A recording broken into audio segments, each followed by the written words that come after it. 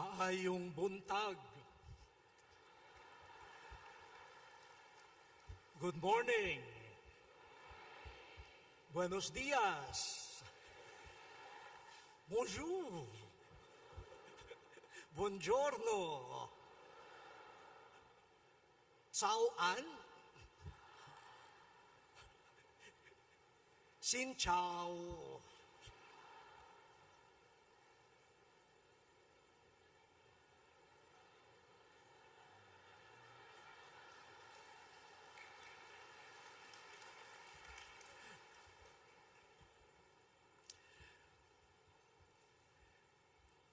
We are indeed blessed to have this day of reflection on the memorial of Saint Thomas Aquinas, not only a holy scholar, but a lover of the Eucharist. To him, to his prayer and intercession, we entrust today's reflections. Every International Eucharistic Congress is special.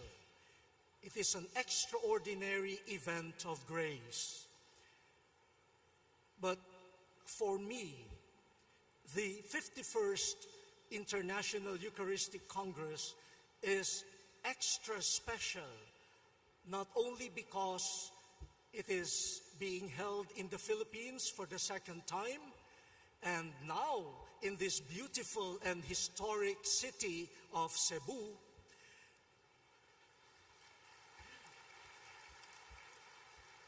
but also because it is the third consecutive International Eucharistic Congress where I speak as a catechist. In Quebec, Canada, 2008, and in Dublin, Ireland, 2012, I opened my talk by saying, I bring you warm greetings from the Philippines. Now I have to change that. Now I say, thank you for bringing the warmth of your peoples and countries to the Philippines.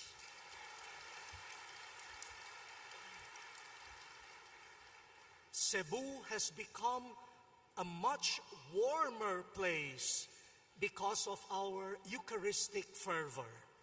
This is climate change at its best. The climate of unity of peoples of different nations, tongues, cultures, becoming one body in Jesus Christ. What warmth, what joy, what love. And this is the topic of my catechesis this morning, the Eucharist and the dialogue with cultures.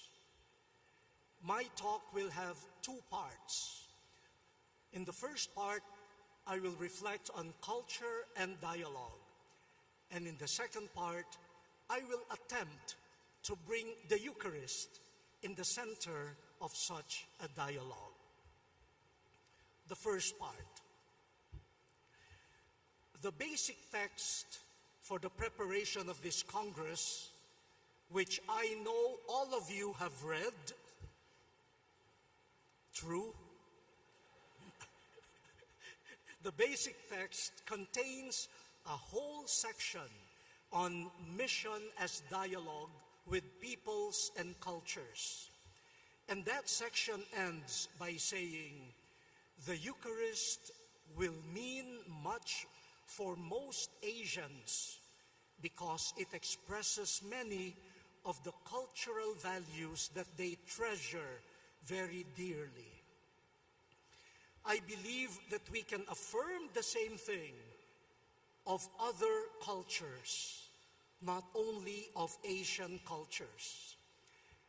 But first, let me reflect on the key words, culture and dialogue. First, culture. there are various ways of defining or describing culture. I found a classical sociological definition that has been modified, which goes this way. Culture is the whole complex of forms of feeling, acting, and thinking shared by a society which allows members of the group to survive, provides them a sense of identity and belonging, and gives their lives meaning. From that definition, we see how important culture is and how no one could escape culture. In fact, culture is almost second nature to us. We don't even know that we are thinking, reacting in a particular way. It's because of culture. So culture contains ways of feeling, acting, and thinking. And these are deeply personal, but also profoundly communal, social. In fact, according to the definition, the survival, the identity, and the values of a society and its individual members depend to a large extent on their culture. So when you move from one culture to another culture, even temporarily, you feel a bit strange. You feel a bit confused. And sometimes you feel threatened. You know you are in unfamiliar ground. Now that's the sociological definition. I'm not a sociologist. So to make culture a bit more chewable, more concrete for us in our daily living, let me alert us to ordinary signs or bearers of a people's culture. I will give you some examples. You want to understand your culture? You want to understand the culture of your family? You want to understand the culture of your parish? Look at the following things. First, the use and the arrangement of space. If your parish has a big space for parking, but no room for pastoral formation, what does that say about the culture of your parish? Look at our gathering here. How do we arrange the space? The venerable cardinals, bishops here. And then those there, I could not see anymore. And then our beloved death there. What culture is being lived out here? Peace.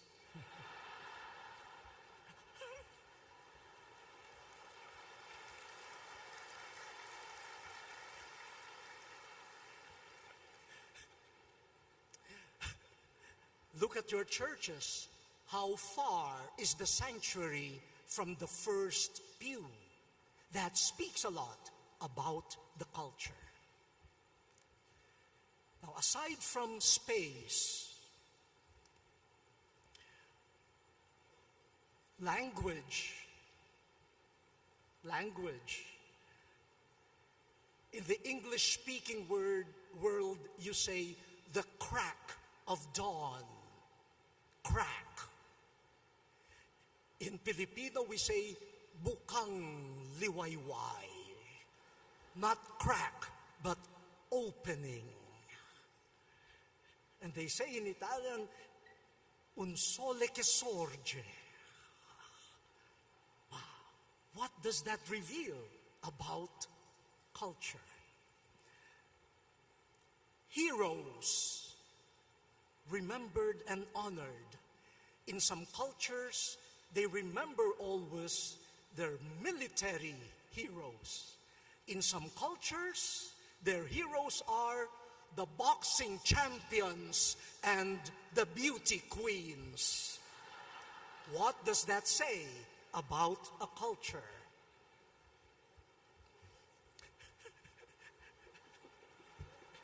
Peace. The system of awards and punishment. Who are awarded? In some cultures, if you tell the truth, you are recognized. In some cultures, if you tell the truth, you are punished. What does that say about a culture? Rituals, dancing, movements, food. In one gathering, I was asked whether I preferred salted or sweet snack. In other places, you have sweet and sour. It's not either or, it is and. In Asia, you have chopsticks Asia. You also have curry Asia. You also have banana leaf Asia. You see the culture based on food and also the sense of time.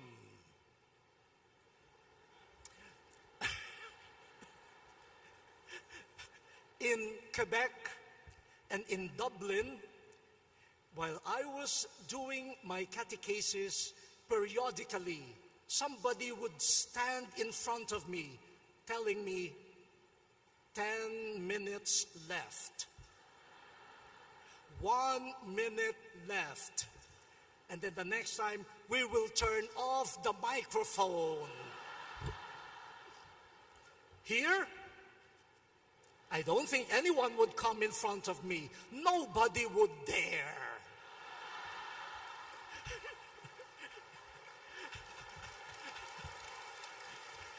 In other cultures, they will say, watch your time.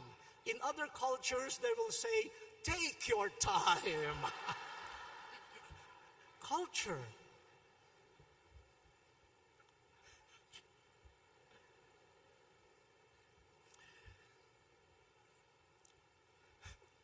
And many others.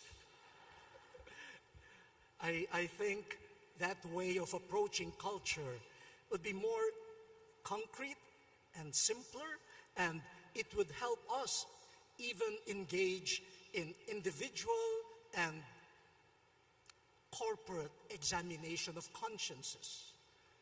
I see many of my brother priests here.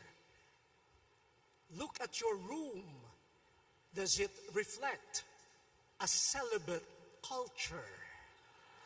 The way you arrange your beds and your things.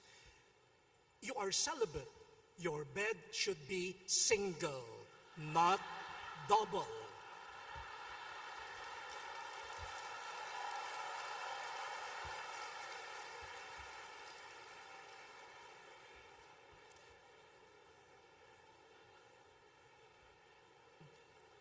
Jesus dealt with his own culture, but he offered a new way of living, thinking, of acting and speaking. How did he use and arrange space? Let the children come to me. He allowed a woman known as a public sinner to come close, to anoint him. And he touched a person with leprosy. A new use of space emerging from Jesus. His heroes, the centurion, the Syrophoenician woman, lowly fishermen, his rituals, his meals. Oh, Jesus ate a lot. He was always in meals. But during those meals, he ate with those people that would never be invited to meals. Time.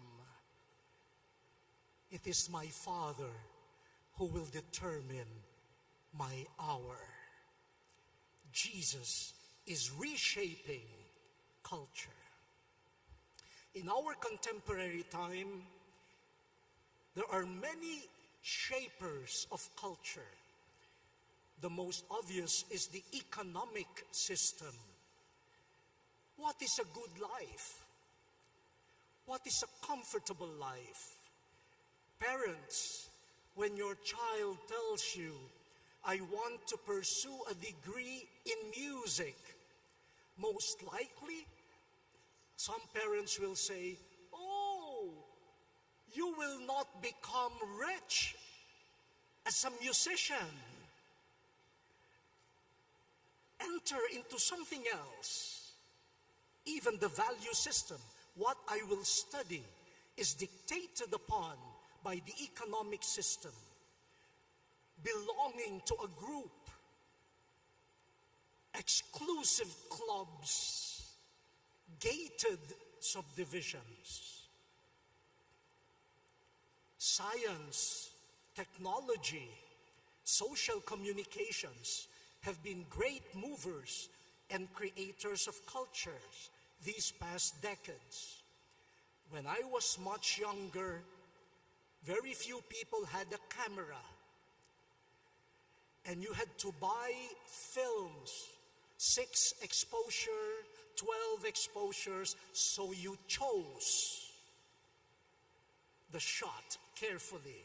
Now everyone has a camera embedded in the mobile phone. So everyone now is a photographer.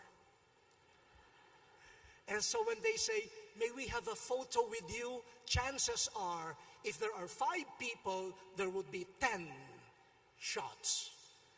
Each one with his or her own camera, and each one saying, one more, one more, one more.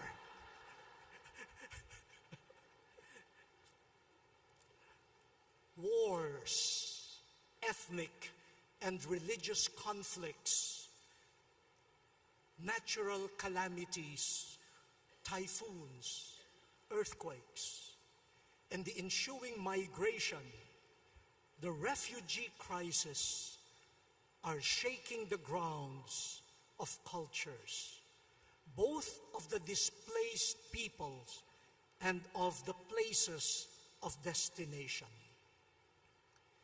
Even as we speak right now, there is brewing tension between the preservation of cultural identity and the welcome that we should afford people coming from other cultures.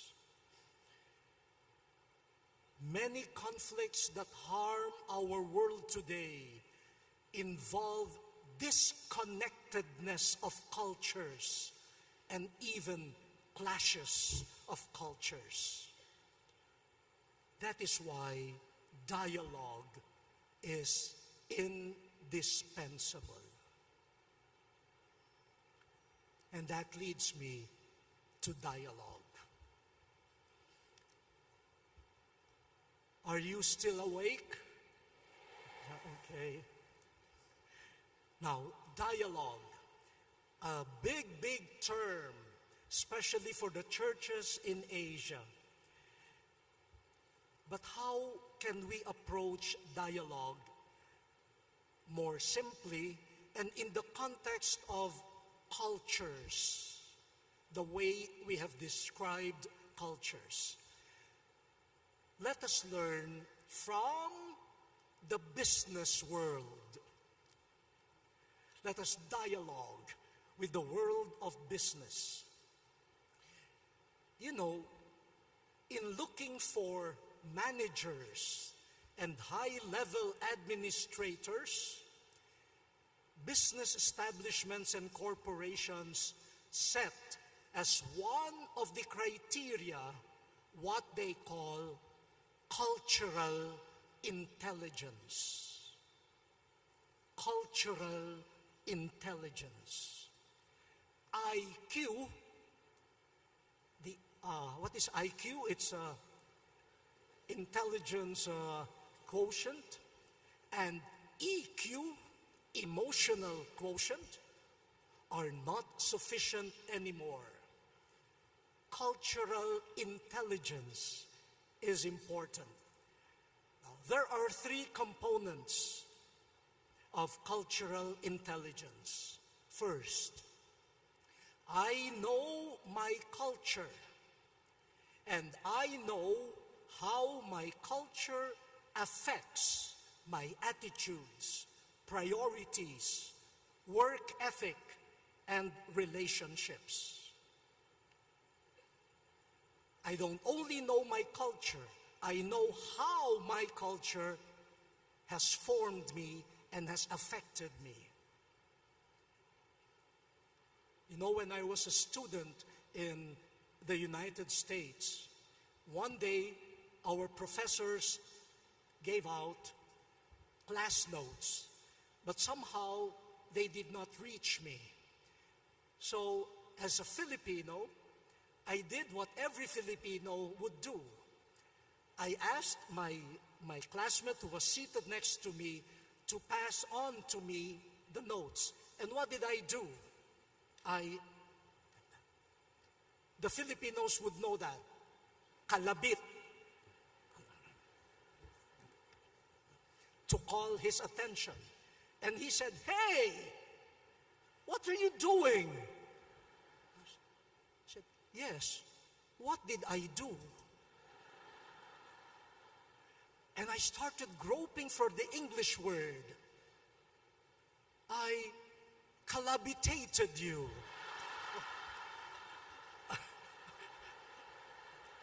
I calabitized you. And I could not find a word in English. Maybe that action was not part of their culture. So from that time on, I was always in this position. They thought I was praying all the time. But it was to avoid this very normal, natural reaction on my part doing this. Don't do it now, please. So that's part of cultural intelligence. I know my culture and how it affects me. Secondly, I study and try to know from within the cultures of other people. So I begin to understand why they behave as they do. Understanding. And the third, I determine a path for my culture and their culture to learn from each other, to challenge each other, to purify each other. Hopefully the result is the affirmation of the beauty of each culture, the diversity of cultures, but now walking together towards the common good. Ultimately, cultural intelligence, CQ, IQ, EQ, CQ, is the capacity to engage in and facilitate dialogue. The church needs cultural intelligence. If it wants to dialogue with traditional and emerging cultures, we need that. I propose that even in seminary training, in the beginnings of formation in religious life, we should be aware of what we are doing to develop cultural intelligence. Because they develop somehow an ecclesiastical culture. When they go out to the parishes, another culture, and they don't know how to dialogue because there is no developed cultural intelligence. But dialogue grows with discernment. We should avoid the first danger, a facile or easy condemnation of values of other cultures that look strange to us. For all we know, they may contain elements of the Christian vision, but expressed in a different way. But we should avoid a second danger, which is accepting anything. We should refuse to recognize values that enjoy widespread social acceptance but are incompatible with the Christian vision. Now, why does the Church engage in dialogue with cultures? For mission. Mission. For the capacity of the Church to exist as an effective witness to the gospel before today's culture necessitates dialogue and cultural intelligence.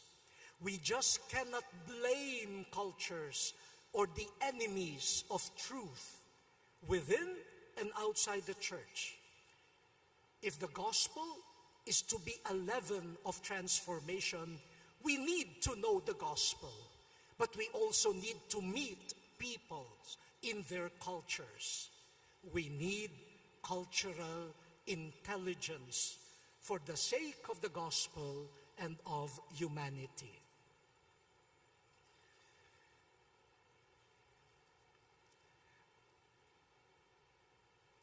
Are we still together? Yes. So culture and dialogue. As a bridge to the second part, let me test the theme of our Eucharistic Congress.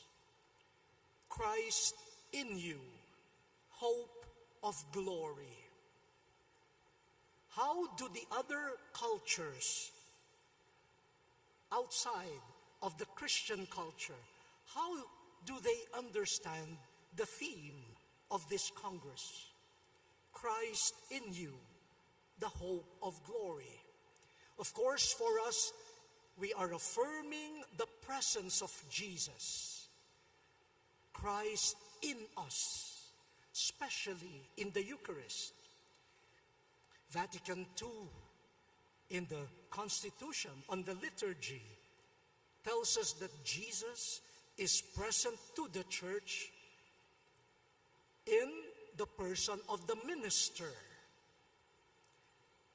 in the Eucharistic species, most especially the real presence, in the Word, in the praying community.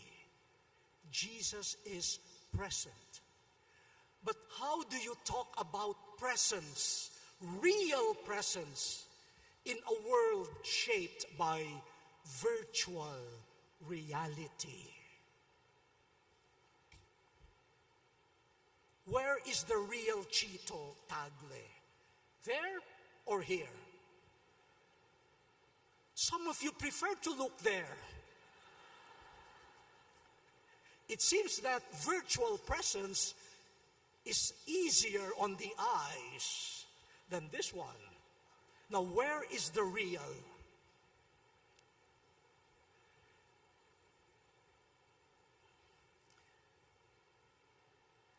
May I know how many of you were already born with the cell phone, with the internet, that what we call the digital natives. I think most of us here are digital migrants. Yeah, we are moving into this culture. The migrant workers, the Filipino migrant workers, thanks to digital technology, have contact with their families through Skype, Facebook, text messages, and other digital means. Here in the Philippines, and I know elsewhere, many mass protest movements have been organized through social media. A community is being generated by cyber technology. Is that real? Is that virtual? Yet, the same digital world or culture has formed many young people to put prominence on image. Image is everything. So I should look good on Facebook. So what is the better angle? This or that? What is real? I want to be a celebrity. Even fundamentalist, violent tendencies and the recruitment to join these terrorist groups are happening on social media. Is that virtual? Is that real? Unfortunately, even exploitation through cyber sex. That's one culture that we have to contend with. The culture of the virtual, digital world. I would be very interested in a workshop on the real presence in a digital, virtual world. When you talk to young people about real presence, what enters their mind? The adoration chapel, the monstrance, the consecration, or a Facebook page. I was having a photo with someone who had said, "Cardinal, may we have a photo?" I said, "Sure." Then she said to me, "I am your friend." And I looked at her, I said, "I don't know her." Then she said, "A friend on Facebook." I said, oh, okay. Is that a real friend?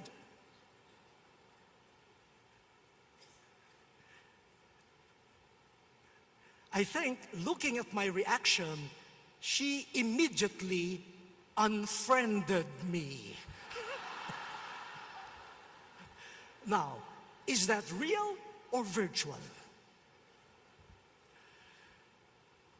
But I have learned from experts in the digital culture that the term real for them means authenticity, integrity, credibility. When we dialogue with the culture of the virtual, they will look for authentic and the credible presence of Jesus in the minister, in our words, in our Christian community. We assert the real presence of Jesus. For those in a digital, virtual culture, that means I will look for a credible, believable, authentic manifestation of Jesus. With that, I turn to the second part. I will try to go to two. I have time only for two emerging cultures, and I would propose a way of Eucharistic dialogue with those cultures. The first is the culture of alienating individualism.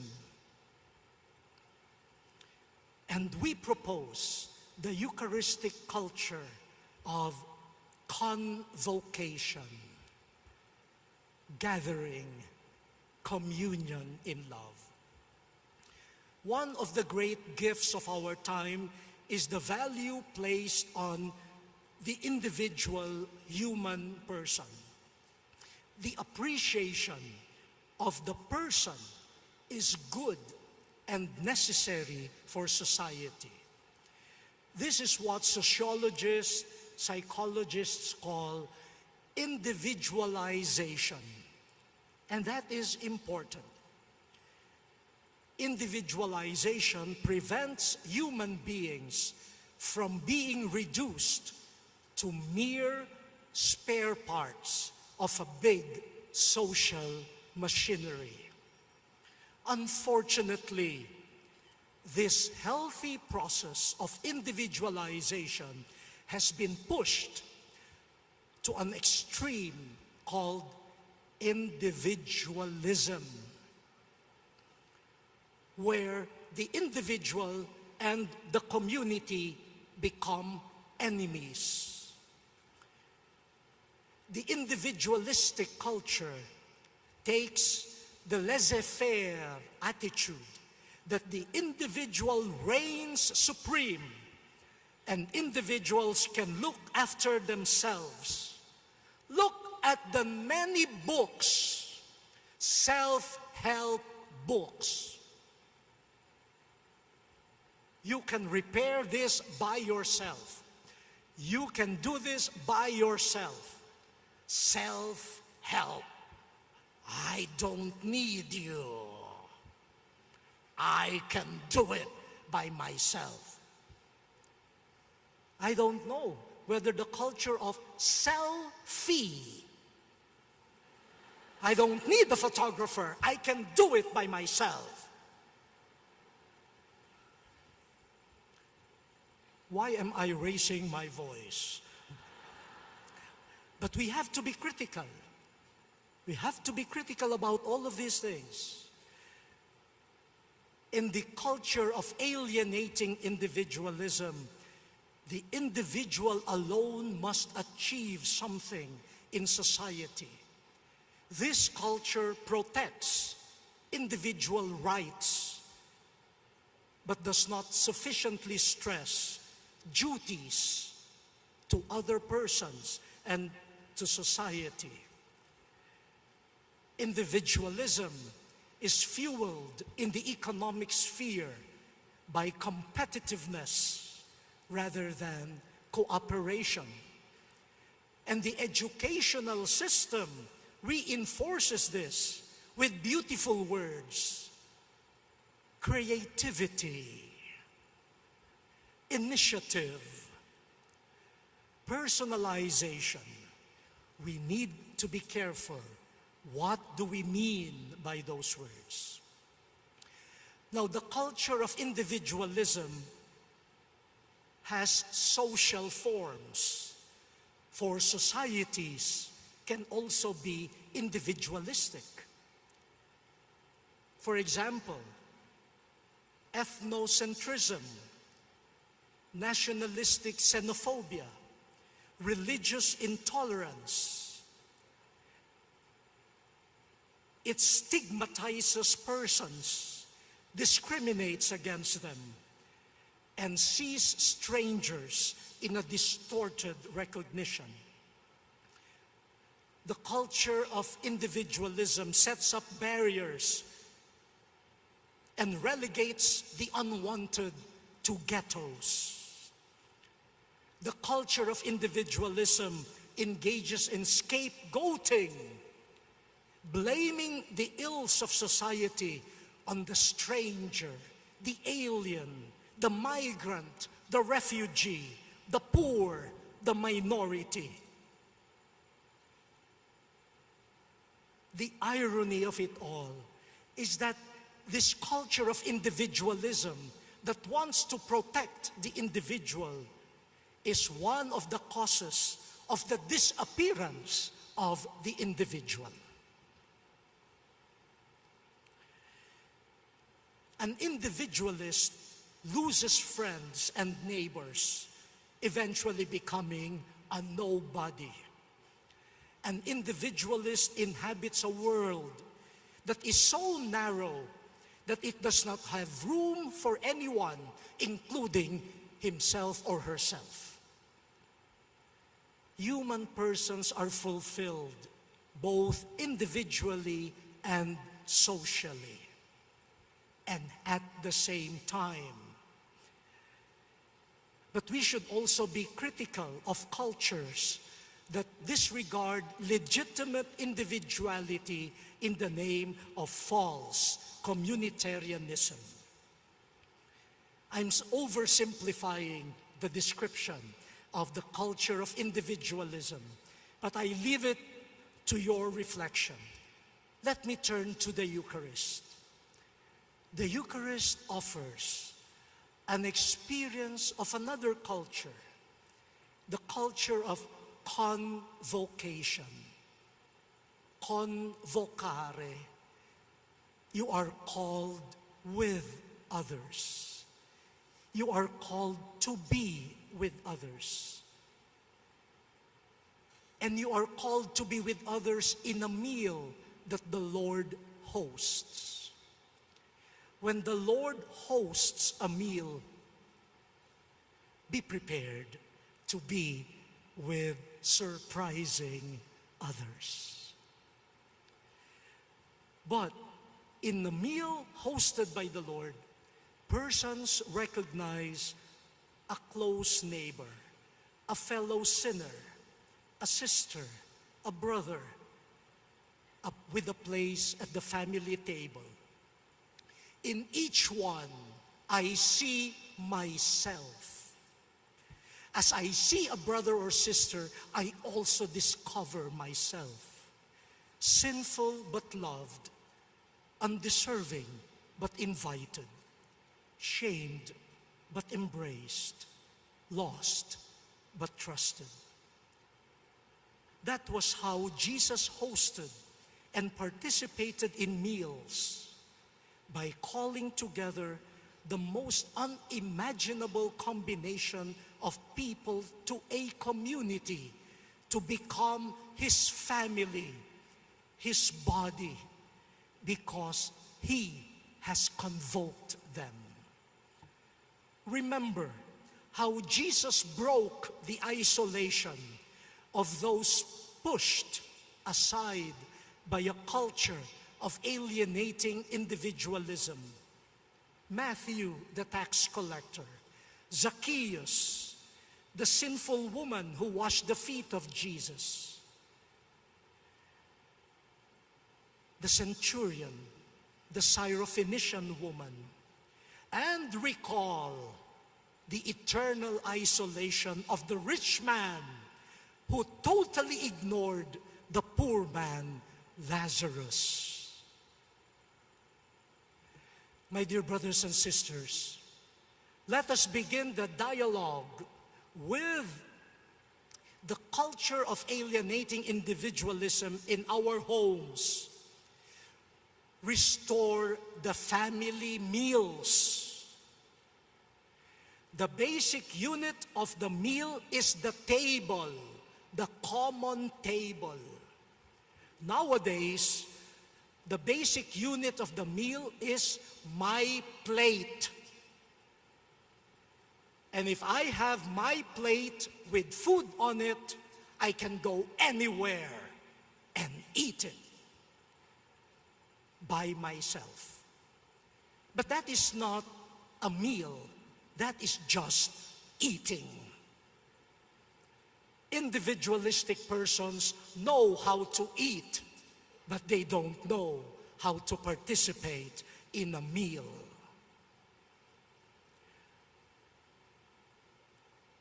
May I ask ourselves here, are our sacraments and pastoral services accessible to the poor?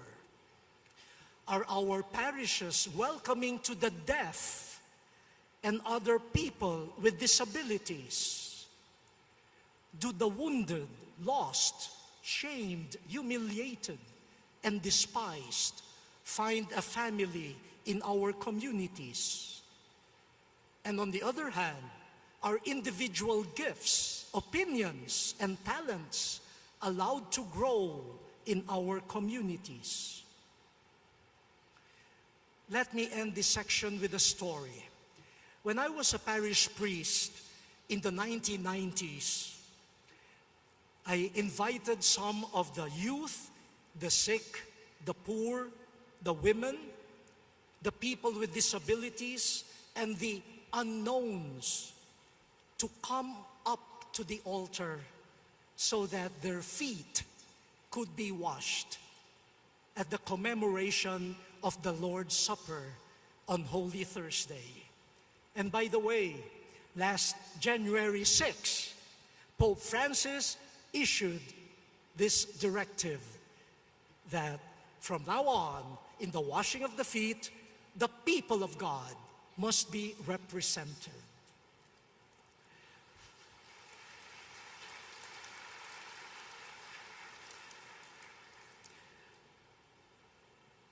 I know in some cultures, they even pass on to their children as an inheritance the sash.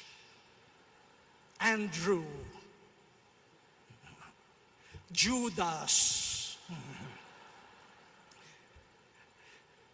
That particular Holy Thursday, we invited a poor girl who regularly sold flowers and candles at the church grounds to be one of the 12. This girl had polio. She had to walk on crutches. Many people must have bought from her candles, flowers, without seeing her, without knowing her. But that evening, to commemorate the supper of the Lord, she processed to the altar, bearing the pains and sufferings of the poor and the lame. I will never forget how it felt to hold, to wash, and to kiss her foot, her limp and shriveled foot. It would be forever etched in my memory.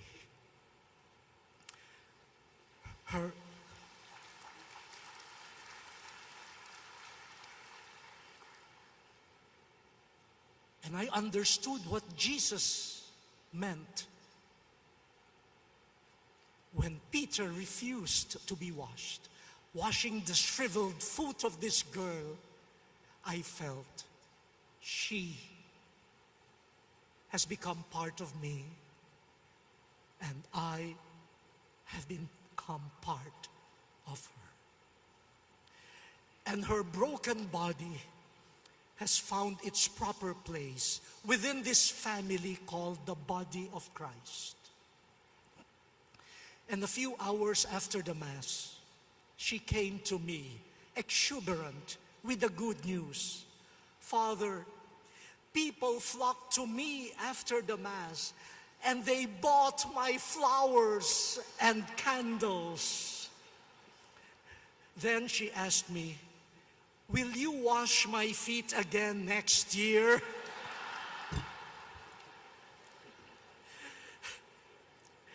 She is no longer just a polio-stricken flower and candle vendor.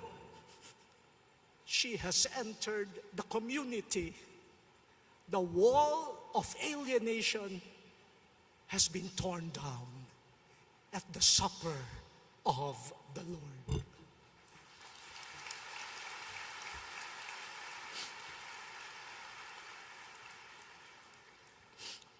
Last October 2015, with a team from Caritas Internationalis, I went to a refugee camp in Idomeni, Greece, close to the border with the former Yugoslav Republic of Macedonia. The thousands of tired, hungry, weary, dirty, confused, and anxious refugees from Syria, Afghanistan, Iraq, and we remember them, and the many, many other refugees from Asia and different parts of the world.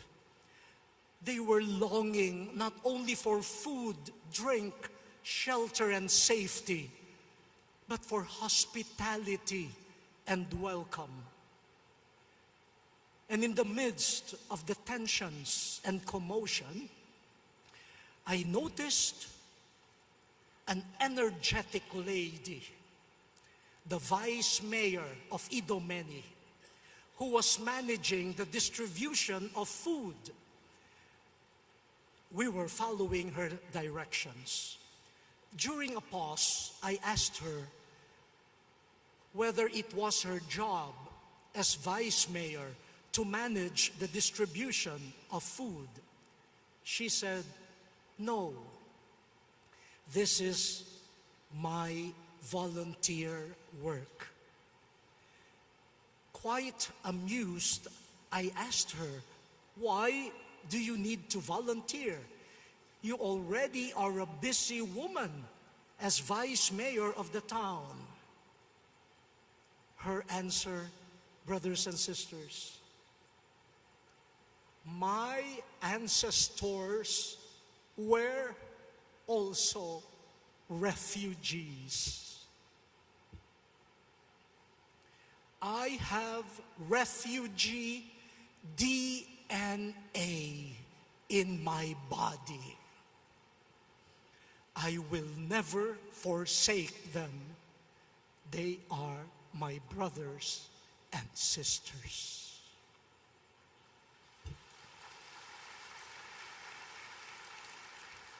She affirmed and lived the culture of convocation, of communion, at the table of the distribution of bread in a refugee camp. The isolation of the discarded in a broken world have found a family even for a fleeting moment.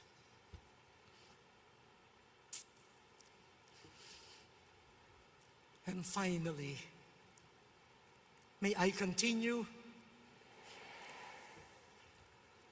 Do I have time?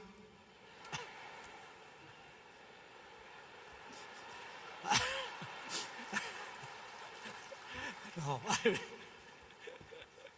I will watch my time too. The second and final type of culture, what Pope Francis has been talking about, the throwaway culture. And what do we propose in the Eucharist? The culture of gift and sharing. In our time, we see a culture of achievement, of success. People are driven to work hard for self-advancement and for the good of their families. Human work that develops human talent and promotes social progress must be encouraged. The sad reality, however, is that human achievement is often fueled by materialism. The accumulation, the consumption of goods, even when they are not needed, becomes a badge of dignity. Competitiveness, inequality, and affliction emanate from this culture. Buying for the sake of having leads to throwing away. And we throw away goods that the poor should benefit from, but could not afford to buy. But is it not ironic that the culture of accumulation is also the culture of throwing away? Who has something to throw away? Only those who have accumulated. And they have accumulated what they do not need.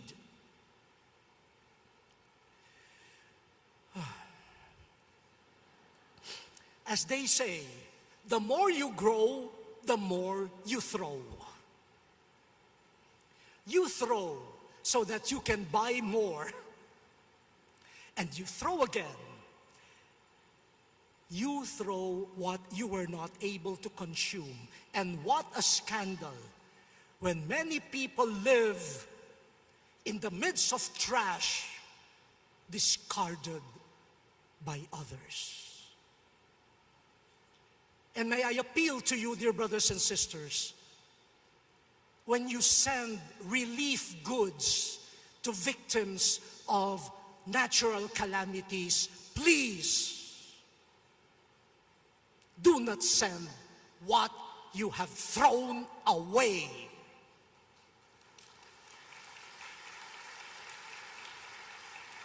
You are just decluttering your closet. Imagine, during the time of Hayan, Yolanda, as we were unpacking some of the donations, there was a wedding gown. Who would use a wedding gown? They were just throwing away unused clothing to the poor. In a culture of achievement for profit, a good life and success, we lose the sense of having been graced, having been gifted, having been blessed. Everything is my achievement. And because I have achieved this, I can dispose of it as I will. But you do not dispose and throw away a gift.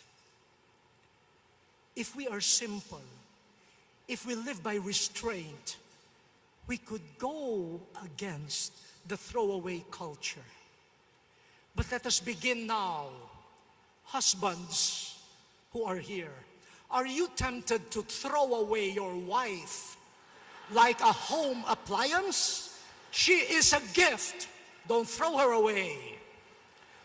Wives, are you about to throw away your husbands like junk? Think twice. Your husband is a gift. Parents, do you see in your son or daughter that gives you some difficulties a thing to be thrown away? Or do you see in him or her a gift of God? Mothers, do you consider the baby in your womb a burden or a problem to be thrown away, or a gift of life? Teachers, will you throw away slow learners among your students, or will you treasure them as gifts, especially when you are teaching in a Catholic school? Politicians, will you throw away people's taxes for your parties and shopping, or guard them as gifts for social service?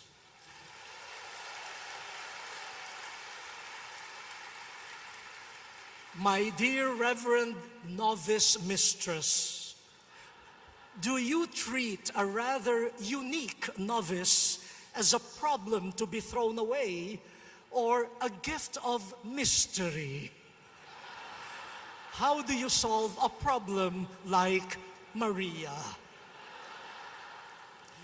Bishops, do you see our rather independent-minded priests worthy of being thrown away, or as gifts providing collaboration?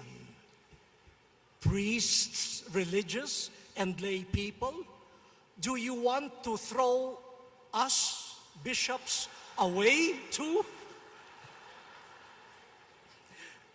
Believe it or not, even bishops could be gifts.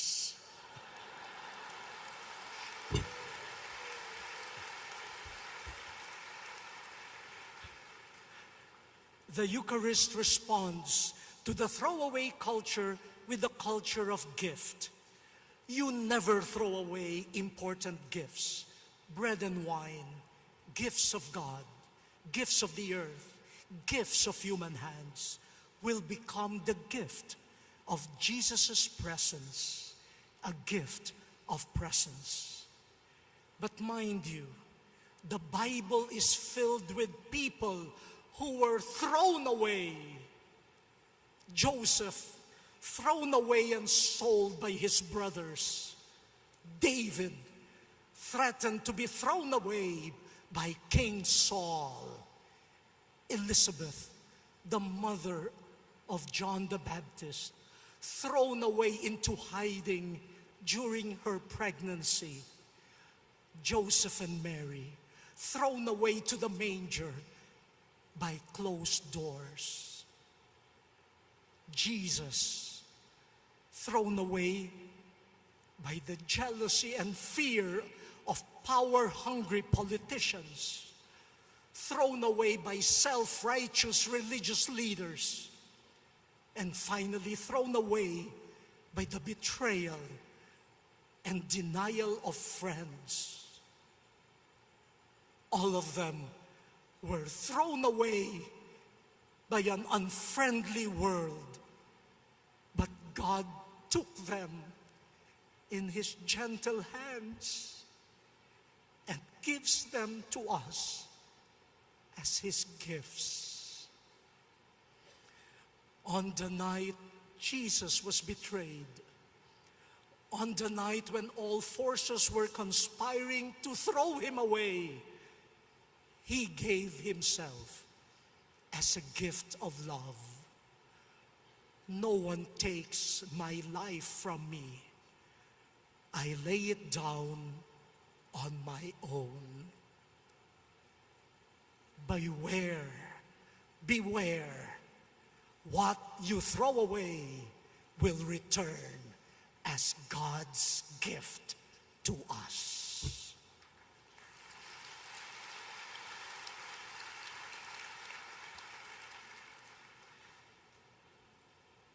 Christine Sunacoro rightly observes, it is incongruous to delight in Jesus' Eucharistic body if we throw away into invisibility some who make up the body of Christ.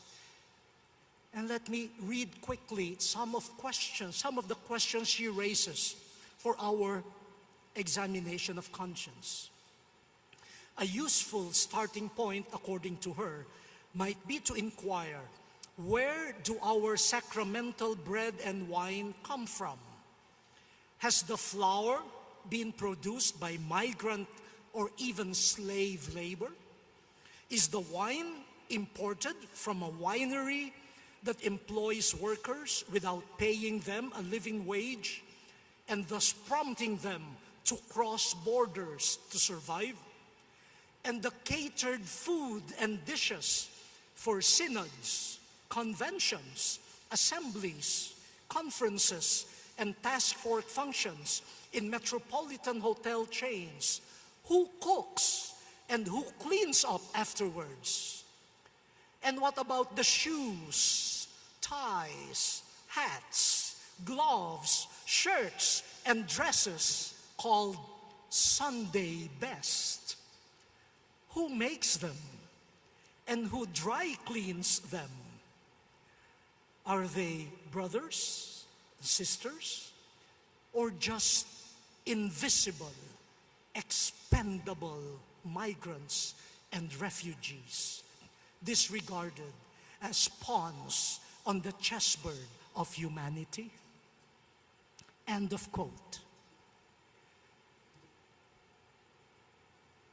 To the many people who arrange the seats here before we come every morning and who stay behind while we are probably already sleeping in our hotels, thank you.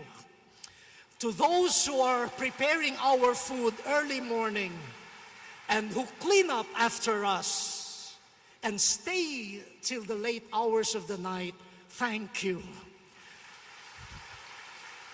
For the drivers who wait for hours to pick us up and to take us back home, missing their families and their meals, thank you.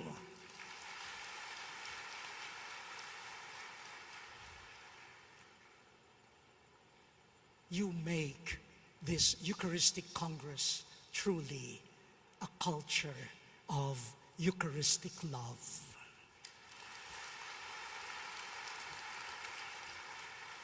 I close now, I promise. Let me close by returning to the refugee camp in Idomeni. Before leaving the camp, I went back to the Caritas desk to thank the volunteers.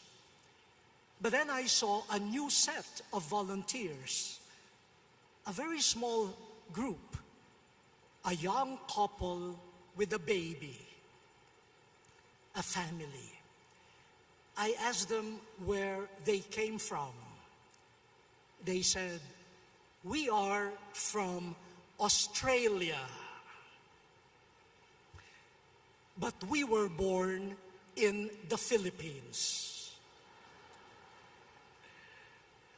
So I excitedly declared, "Hey, I'm also Filipino." And the woman said, "Yes, you look familiar. I see your photograph everywhere." I said, yes. And then I asked them, "What are you doing here?" The answer, "We are with a group touring Greece, but we heard about this refugee camp. We decided to cut short our tour, leave the group, and serve the refugees even for a day."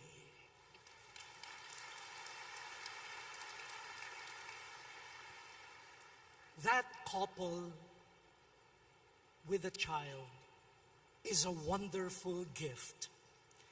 I believe that for every piece of bread, every bottle of water, for every smile they gave, the refugees would not feel like trash, thrown away as rubbish on the rough seas and lands, but as gifts to be treasured. Let us behold Jesus in the Eucharist. Let us allow Him to form in us a community of neighbors, brothers and sisters. No more barriers, only bridges. Let us allow Him to open our eyes to see in creation, in persons, in the poor, the discarded, but truly gift of God. No one thrown away, only gifts to be treasured. This culture of communion and gift shared will make a Eucharistic community a real, a credible presence of Christ in the cultures of the world and provide the world a reason to hope. Christ in us, our hope of glory. Thank you very much.